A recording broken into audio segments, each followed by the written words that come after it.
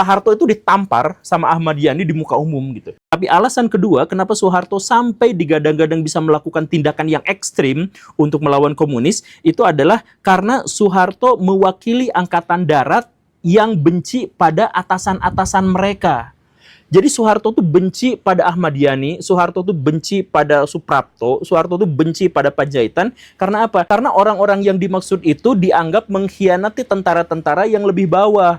Bahwa mereka tinggal di menteng, bahwa mereka bergelimang harta kekuasaan, bahwa mereka punya akses terhadap korupsi. Lihat perutnya ada yang buncit-buncit seperti itu. Mereka tidak lagi seperti tentara, mereka udah seperti birokrat yang haus kekuasaan dan bergelimang harta korupsi. Soeharto benci luar biasa terhadap orang-orang semacam itu. Jadi yang akhirnya menjadikan pembeda itu adalah di tahun 1950 Pak Harto ketahuan korupsi gula. Dia tuh penyelundup.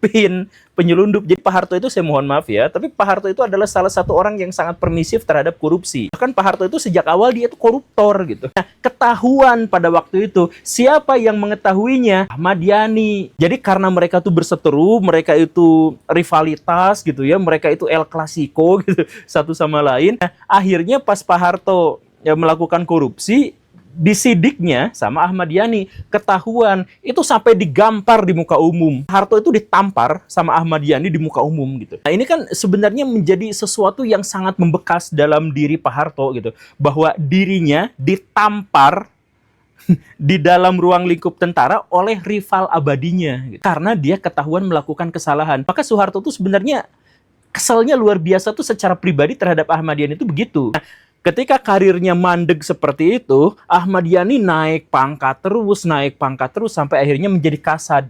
Nah, jadi dalam situasi tahun 1960-an, ketika Ahmad Yani bergelimang harta kekayaan, ketika Ahmad Yani juga dituding dan disinyalir bagian dari koruptor dan sebagainya, Soeharto mau korupsi mau tidak sudah dicap sebagai koruptor dan dia tidak lagi bisa naik ke pangkat tertingginya karena kesulitan-kesulitan itu. Nah, makanya ketika ada tawaran dari CIA, tawaran dari M1, MI6, ya yang gitulah, yang dari Inggris itu Soeharto tuh antusias dan siap melakukan tindakan-tindakan yang ekstrim untuk bisa melenyapkan musuh-musuhnya sekaligus. Siapa?